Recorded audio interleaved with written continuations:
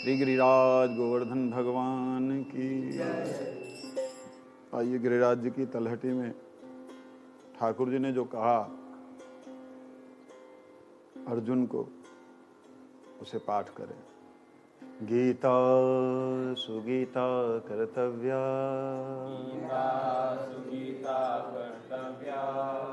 किमन्य शास्त्र विस्तरे, या स्वयं पद्मनाभस्य,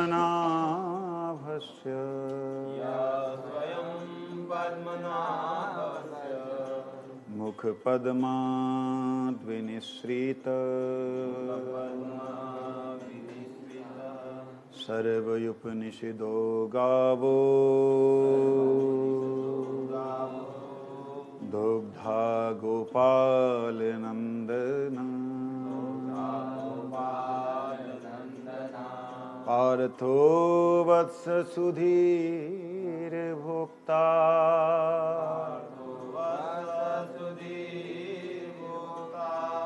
दुग्धं गीतामृतं महा,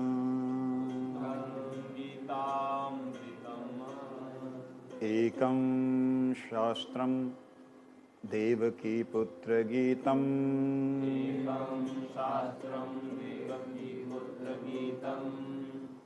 8वें अध्याय को खोल लीजिए। 21 नंबर श्लोक। एकं शास्त्रं देवकी पुत्र गीतम्,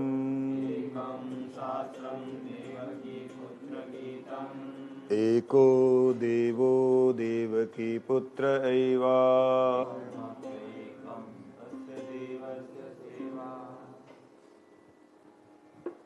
8वां अध्याय है ना।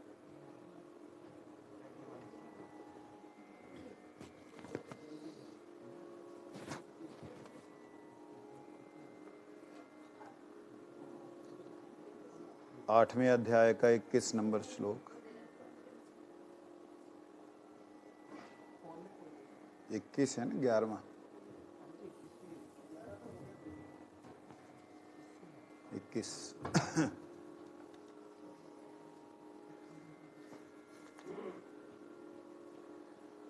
8वां अध्याय 21वां श्लोक।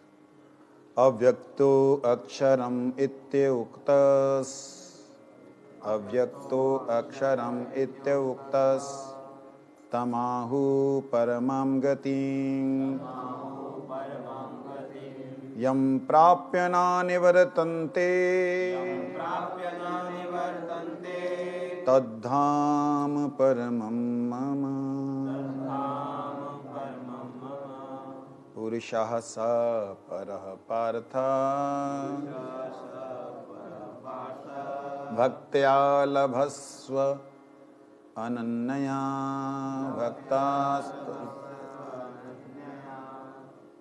भक्त्या लभस्त्वन् अनन्या, लभस्वत्व अनन्या।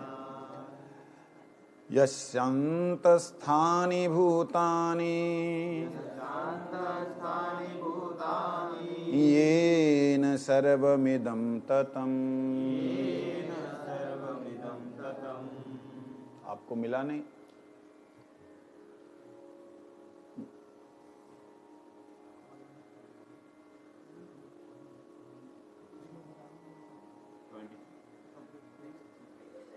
यत्र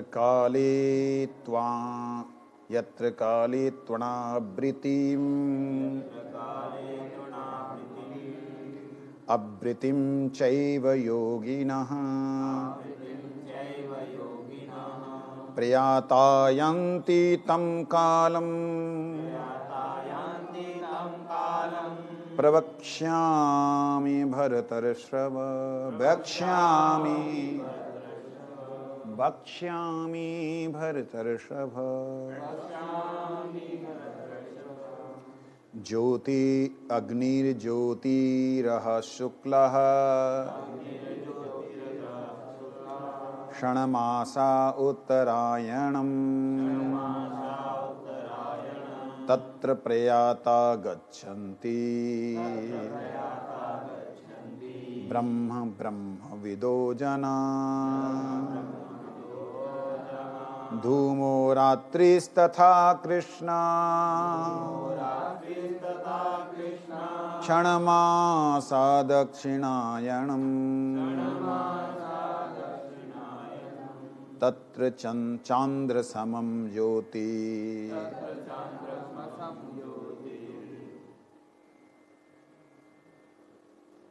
योगी प्राप्य निवर्तते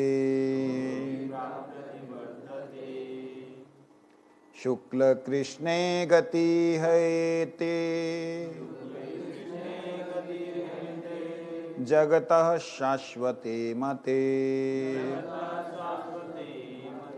एकया यात्न्यान वृत्ति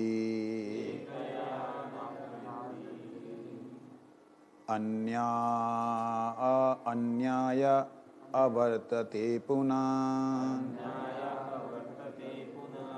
अन्यया वर्तते पुनः नेते श्रुति पार्थ जानन् योगी मुह्यति कश्चन तस्मात् सर्वेषु कालेषु योग युक्तो भवय अर्जुन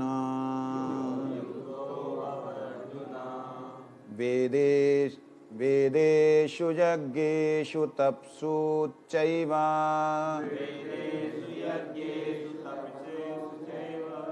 दानेषु यत् पुण्यफलं प्रदिष्टम् अत्येति तत्सर्वम् इदं विदित्वा योगी परं स्थानमुपेति चाद्यम्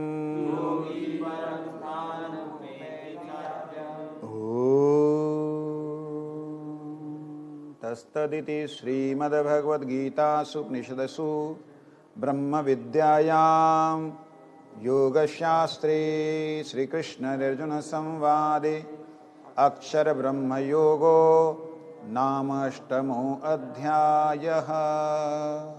कल 9वां अध्याय करेंगे।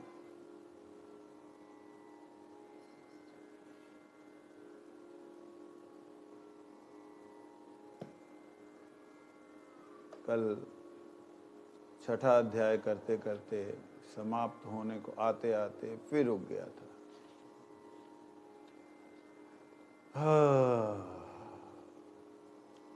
अर्जुन ने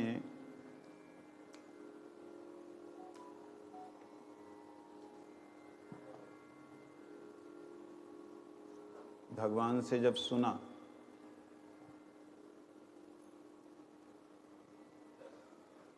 कि भगवान उसके लिए हमेशा ही वर्तमान में रहते हैं जो उन्हें वर्तमान में देखता है, जो ये विश्वास ही नहीं करता कि उनका आकार है, उनका स्वरूप है। भगवान कहते वो मेरे को स्वीकार ही नहीं करता, इसलिए मैं उसके सामने अदृश्य रहता हूँ, मैं भी उसे स्वीकार नहीं करता। शब्द दिया है यो माम पश्यति सर्वत्र ना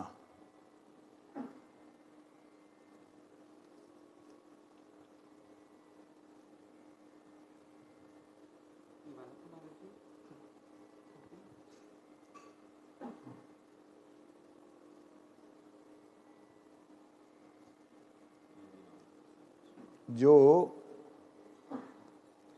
मेरे को सर्वत्र देखता है उसको मैं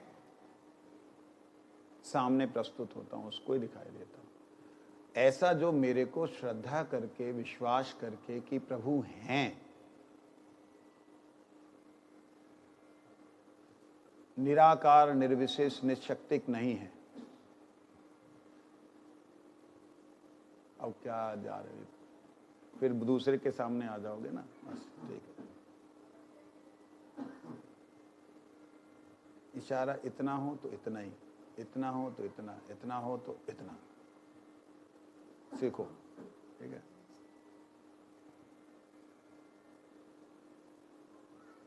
मेरे को क्लियरेंस नहीं चाहिए होती। क्या कहते हैं, जो भगवान हैं साक्षात। वो कोई शक्ति मात्र नहीं है कि वो शक्ति है, एनर्जी बॉल है, उसी से सब निकल रहा है, उसी में जा रहा है। वो एनर्जी बॉल के अंदर जो कारण है वो है। हमारा जो हार्ट है छोटा सा, उसके अंदर जो पल्स क्रिएट करता है ना, वो जानते कितना बड़ा है? हार्ट सर्जन हमारे मित्र हैं, उनसे मैंने बोला भैया आपने तो काट वाट के देख लिया, वो जो पर्टिकुलर वो जो जगह है जहां से पल्स क्रिएट हो रही है, वो कोई पिंड है, मतलब कोई बॉल टाइप में है, क्या है वो? कहते स्वामी जी बड़े बड़े माइक्रोस्कोप से हमने देख लिया, वो पल्स इतनी माइन्यूट एनर्जी से क्रिएट होती है, माइन्यूट ही बोलेंगे ना, वो इतनी छोटी एनर्जी से होती है कि वो हम मतलब लेंस लगा करके भी देखने पे हमें ऐसे ही लगता है कि वो कुछ तो सेंटर पॉइंट से एक साथ धड़क रहा है। मतलब वो सेंटर पॉइंट जो है वो क्या है वो समझ में नहीं आता।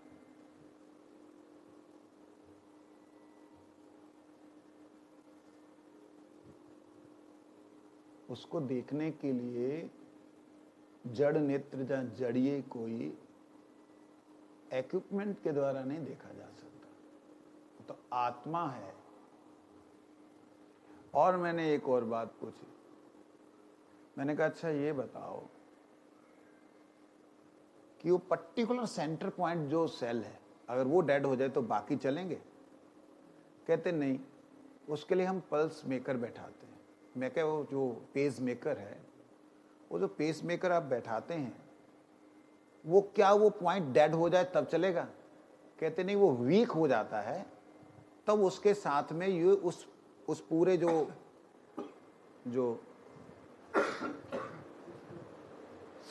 पूरा पुंज है, उसका जो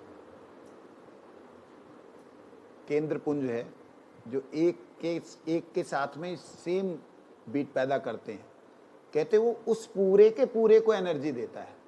हमें नहीं मालूम पर्टिकुलर को कैसे देने, और पूरे को केवल मात्र क्या करता, पंप करता, और हमें ये नहीं पता कि हम दे किसको रहे हैं। मैं हैरान हो गया।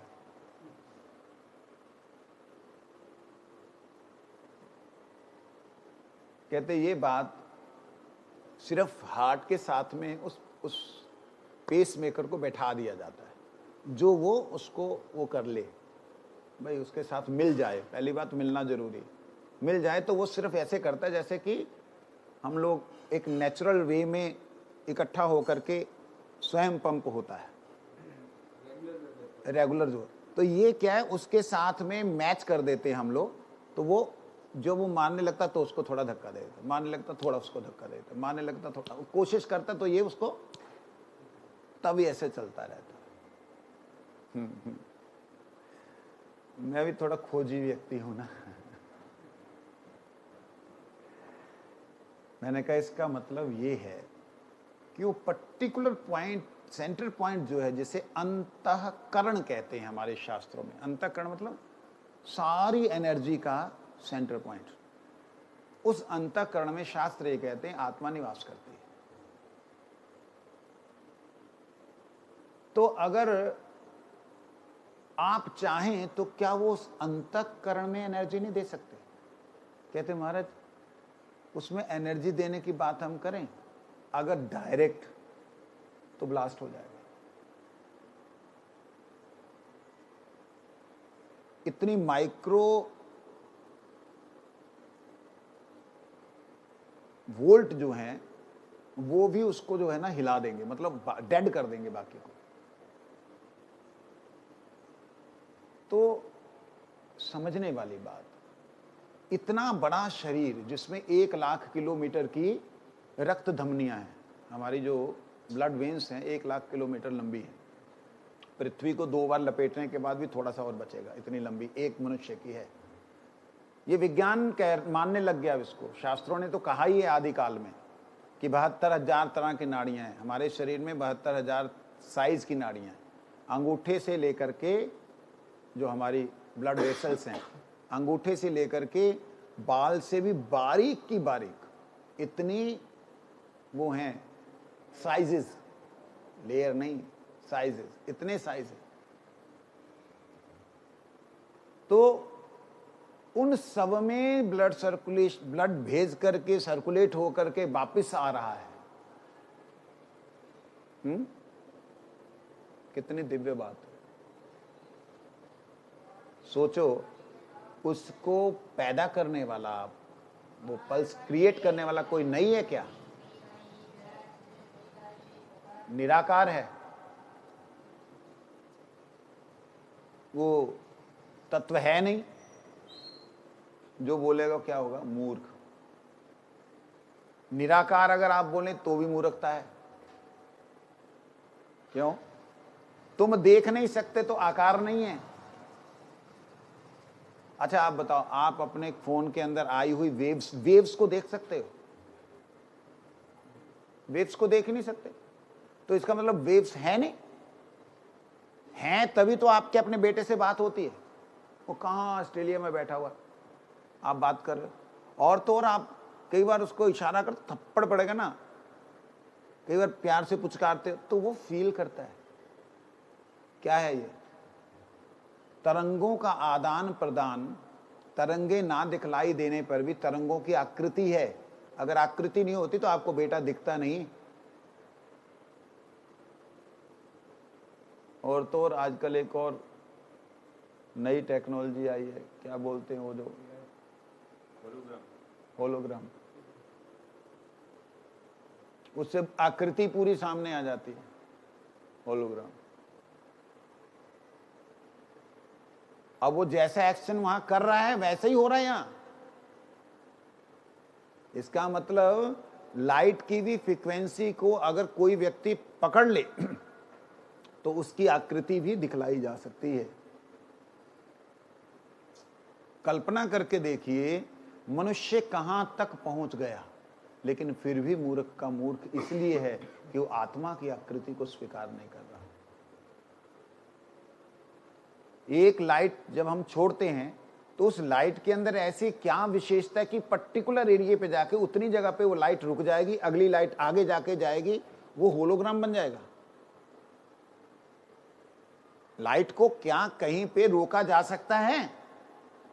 नहीं, उसकी सीमा को नहीं बांधा जा सकता। लेकिन ऐसी फ्रीक्वेंसीज को क्रिएट करके मनुष्य ने यहां तक पहुंच गया है। कोशिश की थी विचारों ने आत्मा को देखने की, बुद्धि खराब हो गई। गॉड्स पार्टिकल, उसके ऊपर रिसर्च की, लेकिन देखा कि ये क्या हुआ। हमने तो त्यागी महाराज की जय। आसन आसन दो, आसन ना उसको मतलब पुजारी जी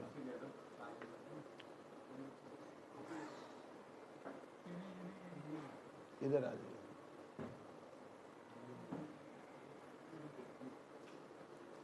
तो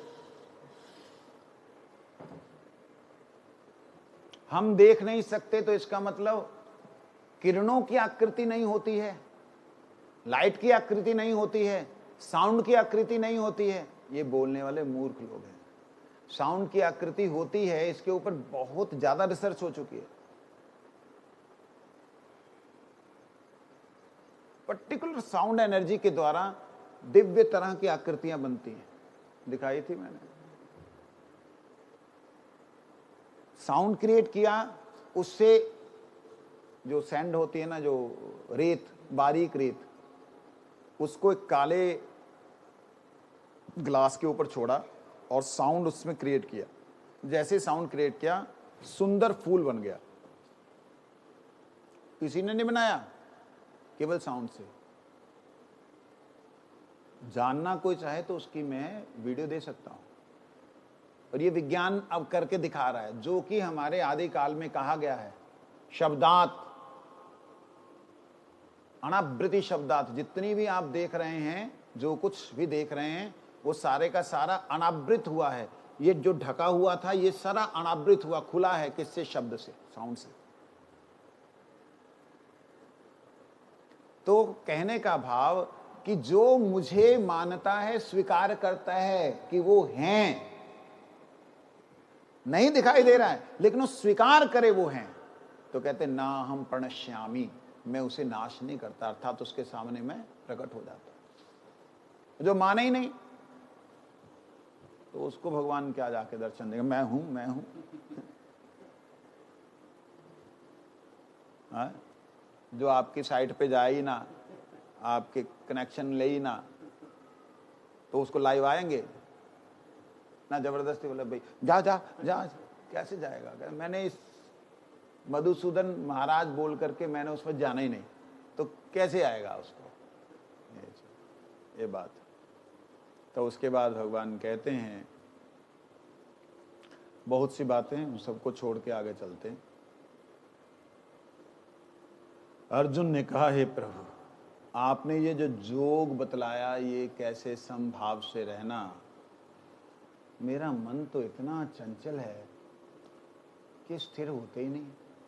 क्षण भर के लिए साधु संग में, यहाँ क्षण भर के लिए भजन में बैठे हुए मन लगता है, तो दूसरे ही क्षण ना जाने कितने किलोमीटर की रफ्तार से कौन कौन से देश और वहां से घूम करके वापस आ जाता है। कहते प्रभु, मेरे को लगता है ये सब मेरे लिए संभव नहीं है। ये प्रश्न सबका ही है। आइए इस प्रश्न को भगवान जी से करें। चंचलम ही मनः कृष्ण प्रमाथि बलवदृढ़म् तस्य अहं निग्रहं मन्ये वायोरिव सुदुष्करम्। क्या कहते हैं?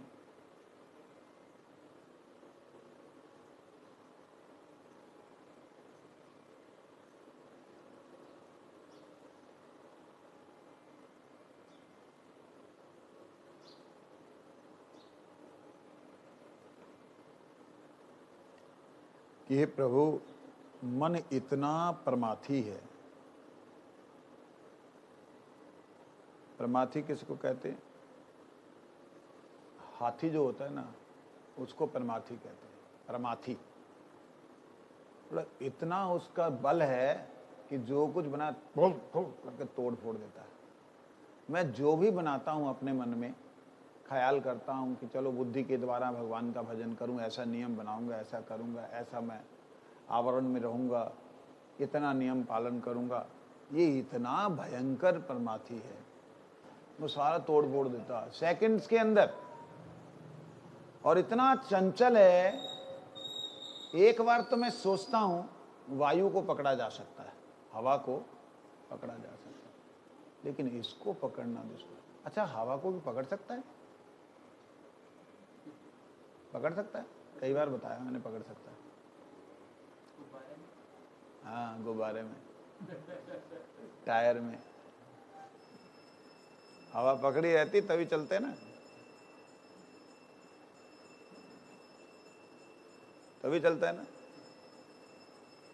तो कहते हैं प्रभु, वायु को तो पकड़ना आसान है, क्योंकि उसने वायु को पकड़ा। उसने वायु को पकड़ा। कैसे पकड़ा? उसने अपने बाणों के द्वारा ऐसी संरचना की कि हवा का आना जाना बंद हो गया। ऐसे उसने किया था अर्जुन ने। लेकिन कहता ये तो महाराज उससे भी दुष्कर लेता है। तो भगवान ने कहा, श्री भगवान उवाच असंशयं महाबाहो मनो दुर्निग्रहं चलम् अभ्यासेन्तु कौन्तेय वैराग्येण च गृह्यते।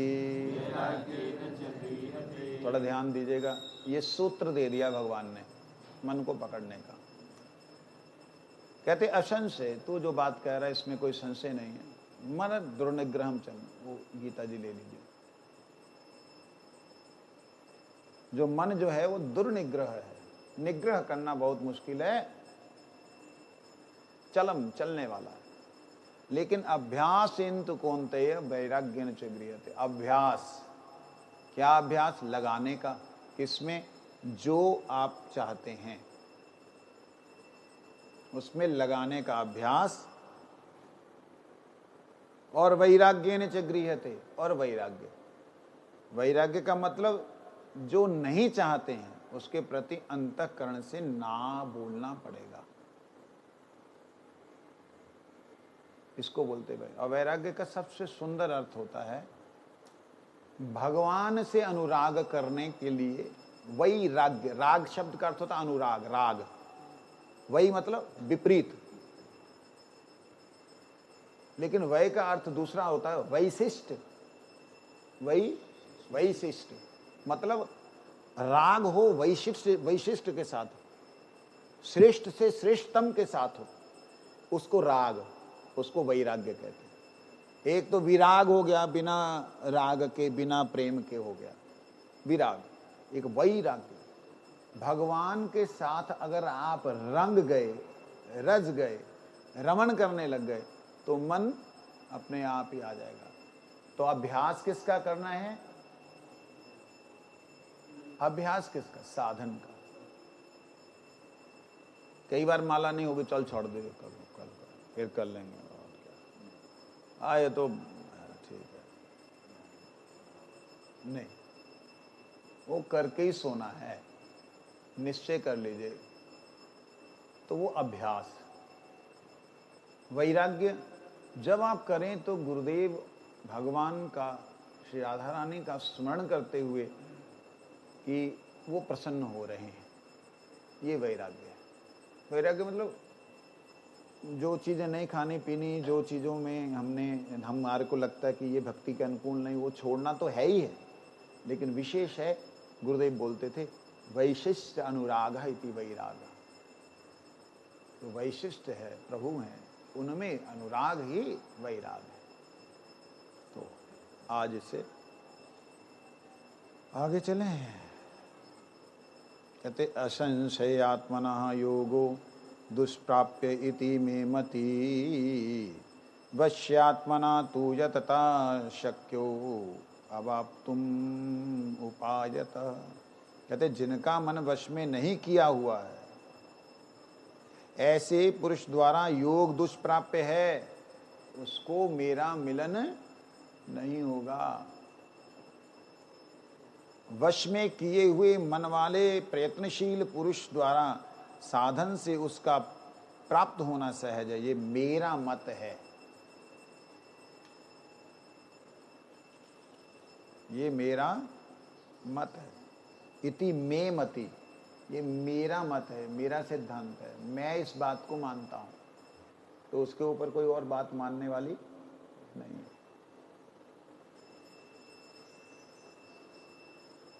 अर्जुन ने कहा अयति श्रद्धयोपेतो योगश्चलितमानसः अप्राप्य योग संसिद्धिं का गतिं कृष्ण गच्छति।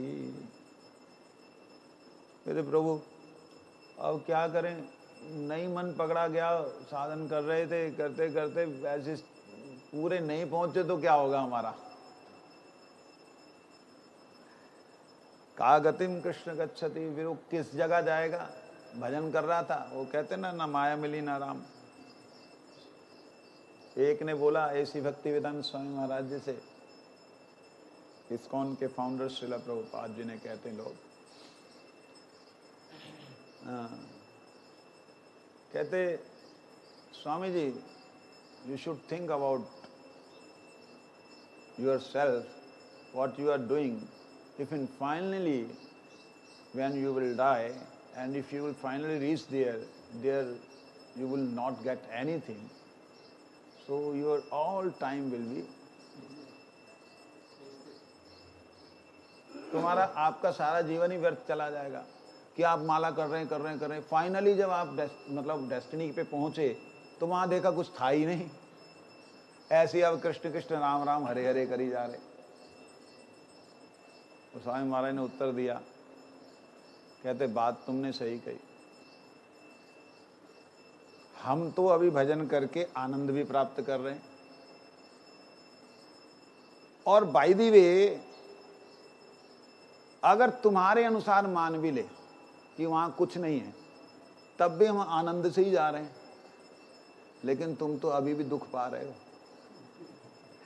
और कल्पना करो अगर वहां हो और तुम्हें ना मिला हो तो तुम्हारा क्या होगा। तुम्हारी बात मैंने मान ली कि वहां नहीं है कुछ, अगर नहीं भी है तो मैं इस समय पूर्ण आनंद में हूं। और एक बात कल्पना करके सोचो कि मैं तुम्हें मिला, तुम्हें समझा रहा हूं, और तुम ऐसी जगह पहुंचे और तुम्हें दिखाई दे रहा कि आगे है, लेकिन तुम वहां जा नहीं पा रहे हो, अंधेरे में अटक गए। बताओ तुम्हारा क्या होगा। ना तुम इधर के रहे ना क्या मूर्ति। ये चीज स्वामी महाराज जी के एज इट इज शब्द याद है कुछ इस विषय में।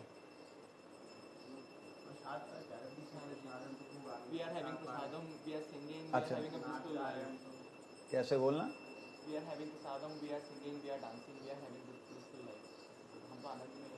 हाँ, वो कहते कि भाई तुम जो है बोल रहे हो, वी हैव प्रसाद, हमारे पास प्रसाद है, हम नाच रहे हैं, गा रहे हैं, कूद रहे हैं, हंस रहे हैं, हमारा जीवन कितना आनंद में जा रहा है।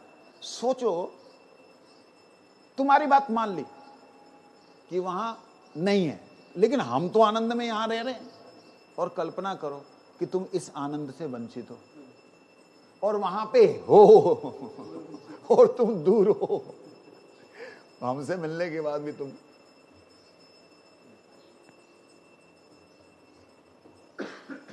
मेरे को ध्यान नहीं था कि क्या बोला। हम प्रसाद पा रहे हैं, नाच रहे हैं, कीर्तन कर रहे हैं, आनंद में हैं। हम तो अभी आनंद में हैं, तुम दुखी होके मेरे पास आए हो। हम तुम्हें आनंद का रास्ता बतला रहे हैं, तुम्हें दिखाई नहीं दे रहा। कोई बात नहीं, मेरी तो छोड़ो, वहां पे हो ना हो तब भी मैं आनंद में हूं, तेरा क्या होगा। तो इसलिए भगवान कहते हैं, अर्जुन ने पूछा कि भैया होगा क्या हमारा।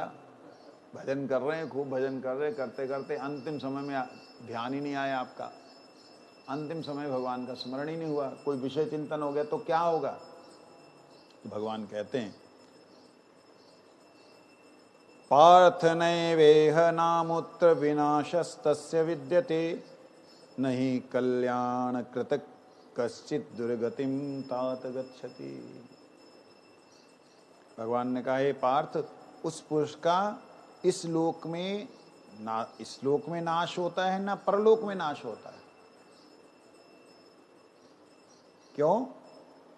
हे प्यारे, आत्म उद्धार के लिए अर्थात भगवत प्राप्ति के लिए कर्म करने वाले का कभी भी दुर्गति या नाश नहीं होता। आत्म कल्याण करने की चेष्टा जितनी की है उतनी आपकी स्टोर्ड हो गई है, उसको माया देवी भी नाश नहीं कर सकती। मैं आपको एक चीज आज बोल रहा हूं, हो सकता है आपको ये सुनने में अच्छा ना लगे। भगवान की भक्ति की कोई भी क्रिया को जिसमें आपका स्वयं का सुख की लालसा नहीं थी, जिसमें संसार का जहाँ परलोक का कोई भी सुख की इच्छा नहीं थी, यहाँ तक कि मुक्ति की कामना भी नहीं थी, ऐसे समय में की गई आपकी साधना, उसको भगवान भी नाश नहीं कर सकते। और तो छोड़ ही दो देवी देवताओं की बात, वो उन्हें भी नहीं ना, क्योंकि वो आत्मा आत्मवृत्ति है। आत्मा को जैसे नष्ट नहीं किया जा सकता, तो आत्मा की वृत्ति, आत्मा के स्वभाव को नष्ट नहीं किया जा सकता। समझ लगे? तो भगवान कहते हैं उसकी दुर्गति नहीं होती। फिर क्या होता है प्रभु, वो बताओ। जो क्रिया का फल केवल मात्र भगवान की संतुष्टि था, वो क्रिया, वो समय को भगवान भी नष्ट नहीं कर सकते। वो जुड़ गया, वो होगा क्या उसका? आगे श्लोक में बोलते प्राप्य पुण्य कृताम लोकान अशु लोका अनुश्रित्वा शाश्वती समा शुचीनाम श्रीमताम गेहि योग भ्रष्टो अभिजायते। कहते प्राप्य पुण्य कृताम लोका, उसको पुण्य लोक मिलेंगे, अर्थात स्वर्ग लोक में उसका वास होगा। बड़े लंबे समय तक वो वहाँ पे उसको सुख मिलेगा, क्योंकि मेरे को तो मिल नहीं पाया, वो अधर में नहीं लटकेगा त्रिशंकु की तरह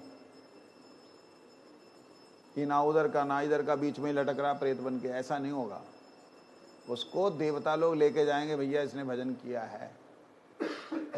आपकी संतुष्टि मतलब भगवान की भक्ति की बात हो रही है।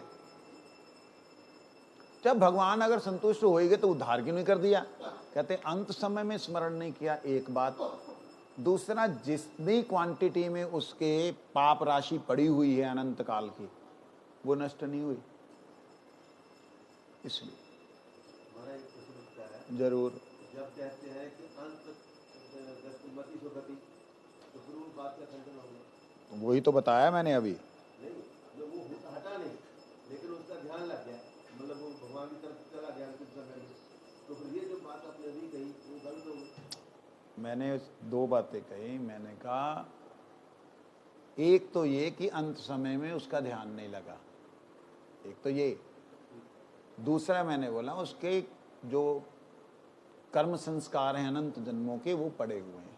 ये दो के कारण भगवान की संतुष्टि, जो मतलब भगवान की संतुष्टि के लिए किया गया जो उसने भक्ति का कोई भी कार्य, इतना इतना इतना कोई भी कार्य, वो कार्य अंत समय में स्मरण ना होने के कारण, पाप पुंज नष्ट ना होने के कारण वो भगवान के धाम में नहीं जा पाया। मतलब इसका मतलब ये होगा, जो लोग कहते हैं कि अंत मति सो गति, मतलब वो मति तो आएगी नहीं। ऐसा क्यों नहीं आएगी? पाप कर्म है, ऐसा नहीं है कि नहीं आएगी। तो फिर जब अगर उसका हो गया तो ये जो दो कर्म बाकी है, तो फिर उसको भगवान करके दे जाएगा। अजामिल का क्या हुआ? बहुत पाप थे ऐसे कि जिसके लिए उसने बोला भाई जमराज ने बोला जमदूतों को, इसका करना क्या है मेरी समझ में नहीं आ रहा, लेके आओ पहले देखते हैं। हुआ क्या? वो नारायण अपने बेटे को याद करते करते उसका ध्यान भगवान में चला गया। जैसे भगवान में ध्यान गया, 4 दूत भगवान के आए, उनको भगाया और मौका मिल गया उसी समय उसको।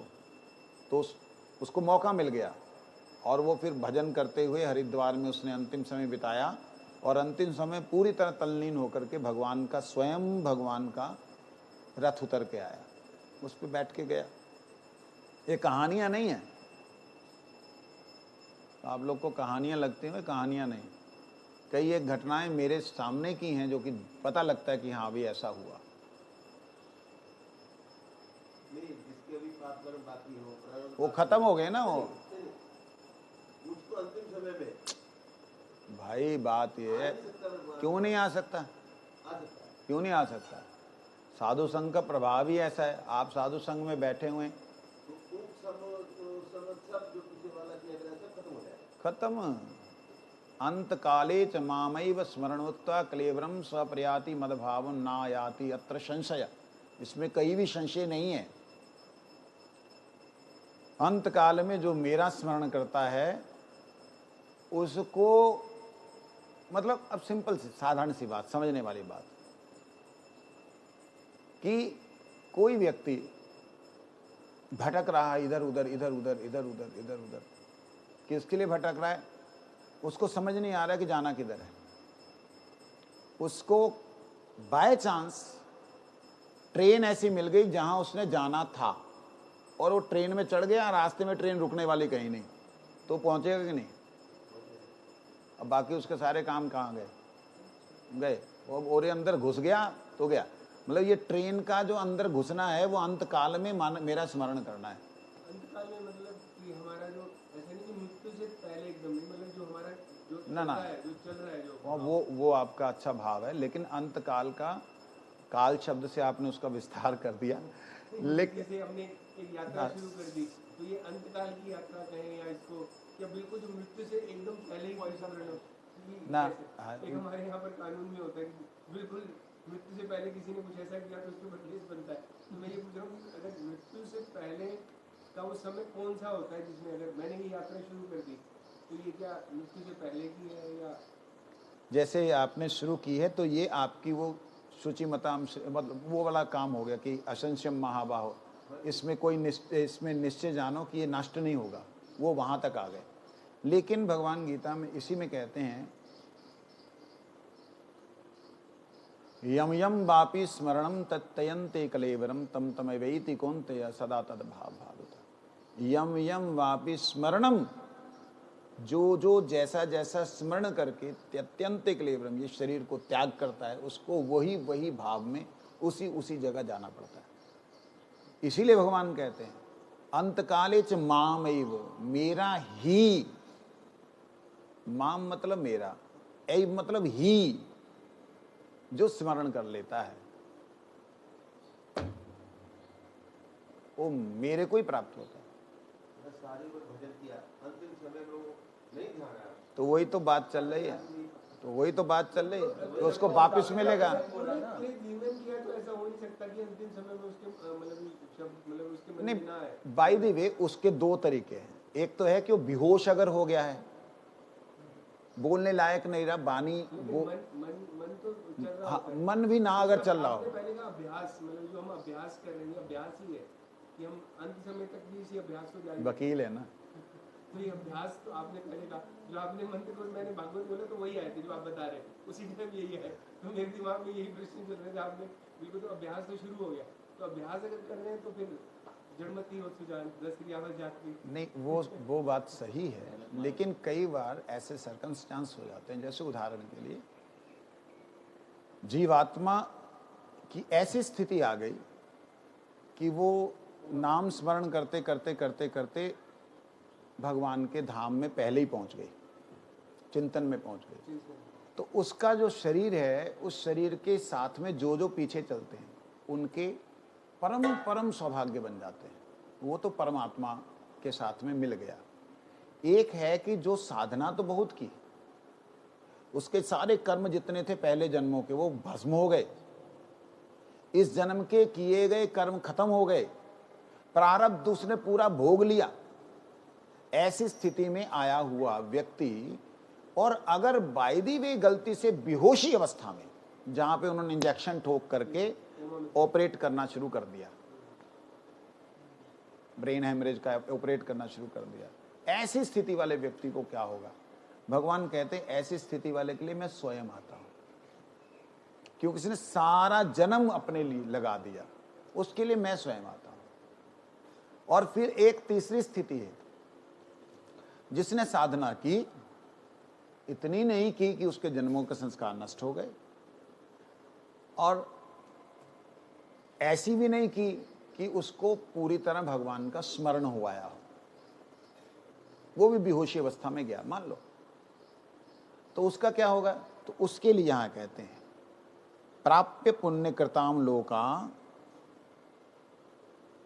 अनुष्यत्वा शाश्वती समा, उसको शाश्वती मतलब एक बड़े लंबे समय के लिए उसको पुण्य लोक प्राप्त होंगे, स्वर्ग लोक प्राप्त होंगे, और वहां से शुचि नामम श्रीमताम गेहे, वहां से जब वो आएगा इस जगत में उसको पवित्र घर मिलेगा, शुचि पवित्र, श्रीमताम धनवान घर मिलेगा।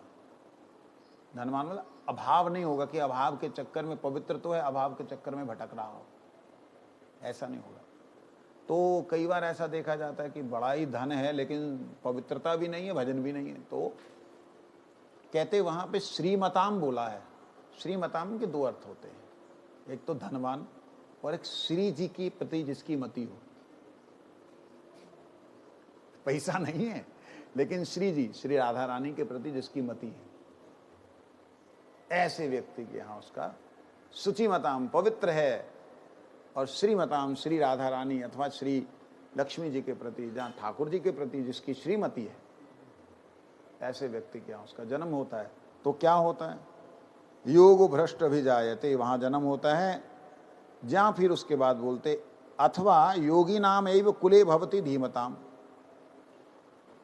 अथवा शुरू से ही वैराग्यवान ज्ञानियों के जन्म में जन्म लेता है और इस संसार से अत्यंत दुर्लभ जो उसकी स्थिति है वो पार कर जाता है। इस प्रकार से। हाँ, जो भजन भी कर रहा है साथ में किसी भी कारण से पाप कर्म हो जाते हैं तो उसकी क्या दशा होगी?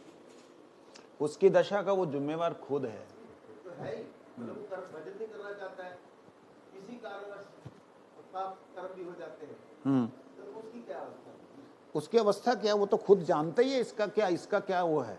इसका तो अब जैसे कोई मतलब एक प्रैक्टिकल बात है, कोई एक व्यक्ति पाप करे उसका फल साधारण होता है,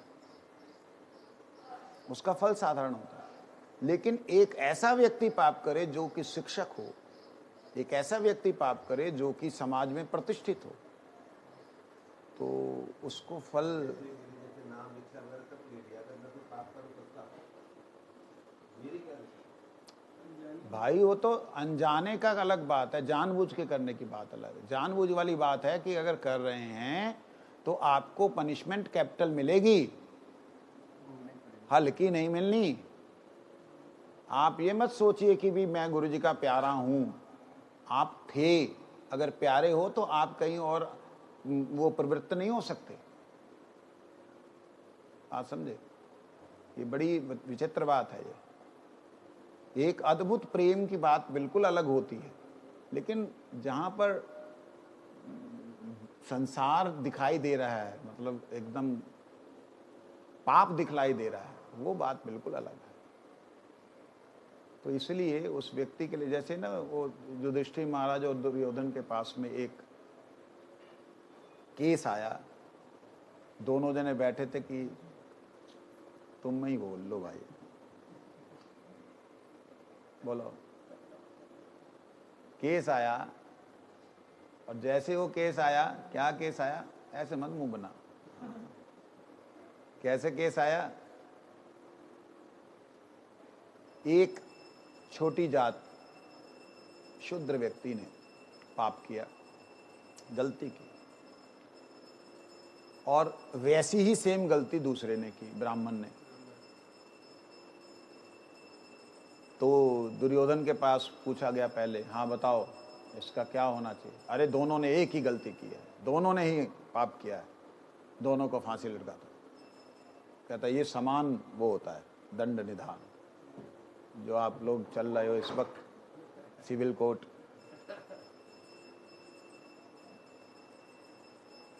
वो चल रहा है ना, क्या है, यूसीसी, यूनिफॉर्म सिविल कोर्ट, जो आपका जो सबके लिए एक जैसा होना चाहिए। युधिष्ठिर महाराज जी का जो सिद्धांत और दुर्योधन के सिद्धांत में अंतर है। युधिष्ठिर महाराज के पास गया तो उन्होंने बोला कि इसको जो है, उन्होंने देखा इसकी दीन दशा क्या है, पता किया, सब कुछ जानने के बाद में देखा कि इसके पास कुछ भी नहीं है।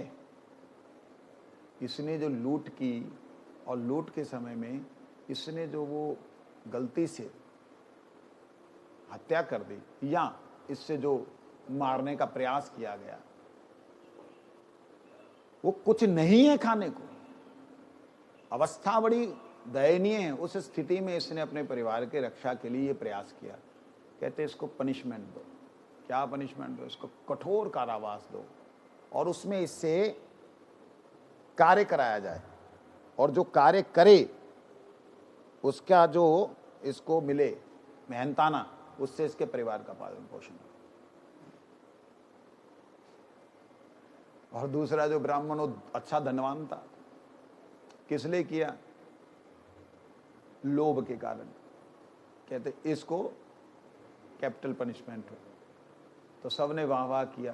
दुर्योधन कहता है ऐसा कैसा वाह वाह कर रहे हो आप लोग, सबके लिए एक कानून एक होना चाहिए। इसका मतलब ये नहीं है कि मैं अपने भारत का जो संविधान है जिसके लिए हम सब लोग प्रयासरत हैं, मैंने भी वोटिंग की है यूसीसी के लिए, union civil code, uniform civil code, मैंने भी उसमें जा कर के लोगों को भेजा भी, मैंने कहा भैया करो, यस करो इसको। यहाँ पे तो बहुत वैषम्यता है भारत में कि मैं पाप करूं चाहे कैसा भी करूं, ये मेरा अपना संविधान है, ऐसा नहीं चलेगा। संविधान देश का होता है, देश के जो जज बैठे हुए वो देखेंगे तुम्हारी कौन सी परिस्थिति थी, युधिष्ठिर की तरह देखना उनका काम है, कौन सी स्थिति थी, कैसी थी, तुमने क्या किया, वो देखेंगे। वकीलों का काम ऐसा ही है, बस झूठ को सच, सच को झूठ बनाना। बोलो वृंदावन।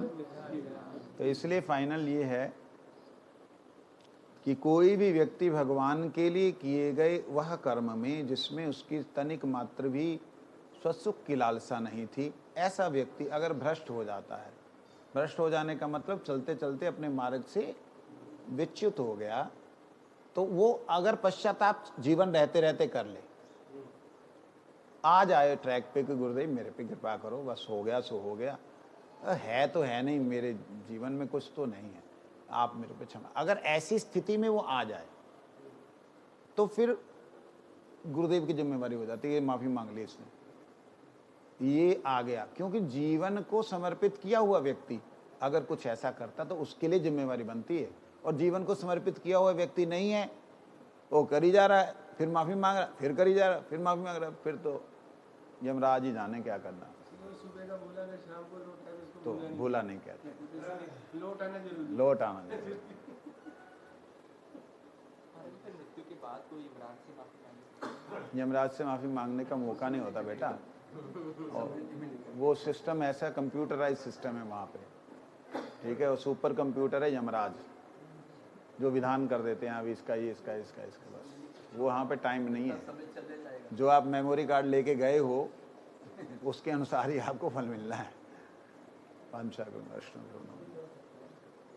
हरि हरे नाम कृष्ण यादवाय नमः।